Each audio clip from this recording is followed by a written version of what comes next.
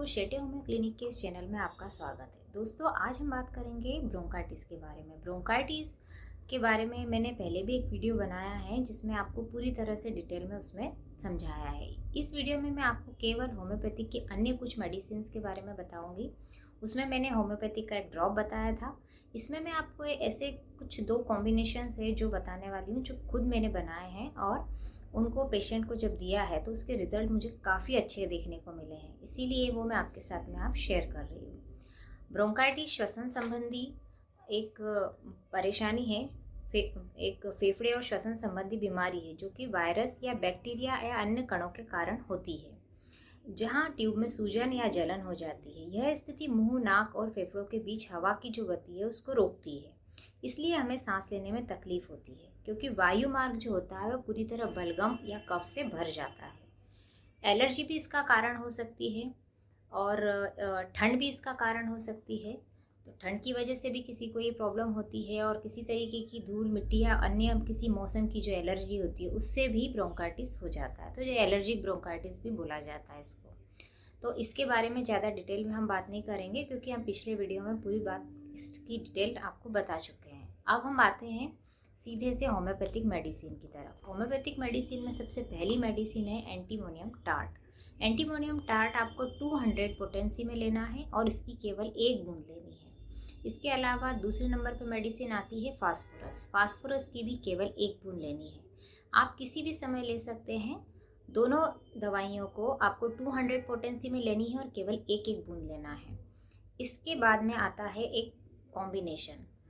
उस कॉम्बिनेशन में आपको दवाई पहली लेनी है ब्रायोनिया, ड्रोसेरा, यूकेलिप्टस और इपिकेक।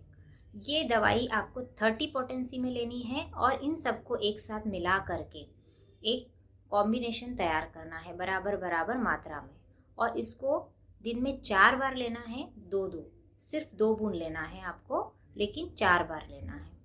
पहला कॉम्बिनेशन ये हो गया। उसके बाद दूसरा आता है, ये मैंने आपको जो कॉम्बिनेशन बताया है ये डाइल्यूशन में रहेगा, ठीक है। ये इसकी पोटेंसी है 30। आप 200 ले सकते हैं, लेकिन 200 स्टार्टिंग में आपको नहीं लेना है, आप 30 पोटेंसी में ही लीजिए इसको। इसके बाद में जो दूसरा कॉम्बिनेशन है वो कॉम्बिनेशन है मदर टिंचर का। मदर टिंचर आपको लेना है यरबा सेंटा क्यू, ओसियम सेक्टम क्यू, सेगुनेरिया क्यू और यूमेक्स क्यू। ये आपको दवाइयाँ लेकर के इसको भी आपस में समान मात्रा में मिला करके, और इसकी 10-10 बूंद आपको दिन में 3 बार लेनी है। प्रॉब्लम ज़्यादा है तो आप इसको 4 बार भी ले सकते हैं, और जैसे ही आपकी प्रॉब्लम थोड़ी सी कंट्रोल में हो तो आप इसका डोज कम कर सकते हैं। ये दवाई के बाद में एक दवाई और है जो टेबलेट फॉर्म में आपको लेना है। 3x और 6x इसकी पोटेंसी है। Antimonium sulph Aurum. ये आपको टैबलेट मिल जाएगी, SBL कंपनी में भी मिल जाएगी या अन्य किसी दूसरी कंपनी में भी मिल जाएगी। तो मैं यहाँ पिक्चर लगा देती हूँ आपके लिए, और आप इसको टैबलेट में लेकर आइए, और इस टैबलेट को आप दिन में 2 बार लीजिए। 1-1 टैबलेट भी ले सकते हैं और 2-2 टैबलेट भी ले सकते हैं। तो ये आपको कंटिन्यू करना है, और ये आप दवाइयाँ कंटिन्यू 3 या 4 महीने तक लेंगे तो ब्रोंकाइटिस किसी भी तरीके का होगा वो उसमें आपको बहुत आराम मिलेगा। इसमें एक दवाई है फास्फोरस, बहुत ही अच्छी दवाई है, और इससे जो ब्रोंकाइटिस के जो सिम्टम्स है जितने भी, वो पूरे सिम्टम्स कवर होते हैं। और साथ में अगर आपको इन चीज़ों से ब्रोंकाइटिस की वजह से जो वीकनेस आ जाती है, हम बहुत ज़्यादा एक्सर्शन फील होता है, तो वो भी ये दवाई, इससे आराम मिलता है इस दवाई से। और रेस्पिरेटरी सिस्टम को ये दवाई हेल्दी बनाती है। फास्फोरस काफ़ी अच्छी दवाई है। इसका मैंने एक अलग से और वीडियो बनाया है जो आप देख सकते हैं।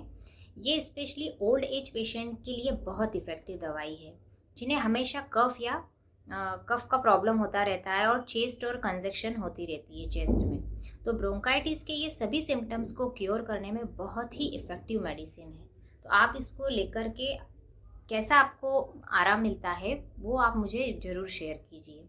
और ब्रोंकाइटिस के हमेशा आपको ध्यान रखिए, लक्षणों में यही रहता है कि बहुत ज़्यादा सीने में जकड़न होती है, सुस्ती होती है, खांसी बहुत बार आती है, पीला और हरा बलगम आता है, बुखार या ठंड लगना और सांस लेने में दिक्कत, ये सब ब्रोंकाइटिस में देखा गया है।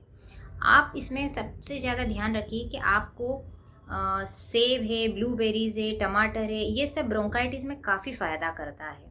और आपको करना ध्यान रखिए, जब भी आप दवाइयाँ लेते हैं या किसी भी तरीके की और भी बीमारियों की अगर हम दवाई लेते हैं तो उसमें परहेज करना बहुत ज़रूरी होता है। इसमें कुछ चीज़ें होती है जिनका परहेज करना आपको बहुत ज़्यादा ज़रूरी है।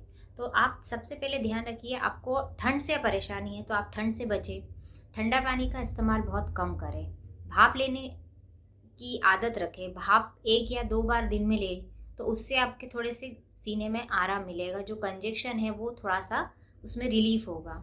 दूसरा, अगर आपको किसी खाने की वजह से या ठंडे कुछ लेने की वजह से तकलीफ़ होती है तो उसको अवॉइड करें, और बहुत ज़्यादा ठंड के मौसम में बाहर ना जाएं। ये सब चीज़ों का आप ध्यान रखें।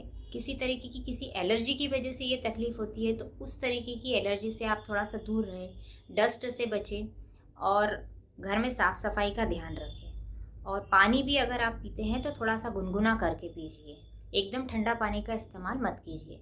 और ये सब चीज़ें ब्रोंकाइटिस में आप ध्यान रखेंगे, दवाइयाँ बराबर लेते रहेंगे तो बहुत ही जल्द आपको ब्रोंकाइटिस में आराम मिलेगा। और ब्रोंकाइटिस जो होता है, एलर्जिक ब्रोंकाइटिस भी जो होता है, उसमें भी आपको आराम इसमें दवाई से मिल सकता है। तो आप इसको लीजिए और इसके जैसे भी आपको बेनिफिट्स है, जो भी आपको मिलता है आराम, वो सब मुझे शेयर कीजिए। और ये वीडियो अगर आपको अच्छा लगा हो तो आप इसको प्लीज़ सब्सक्राइब कीजिए और इसको शेयर कीजिए, क्योंकि ये समस्या काफ़ी लोगों में देखी गई है और स्पेशली कोरोना महामारी के बाद में ये समस्या काफ़ी लोगों को हो रही है। इसलिए आप इस वीडियो को जितना शेयर करेंगे उससे और भी अन्य लोगों को फ़ायदा मिलेगा। Thank you.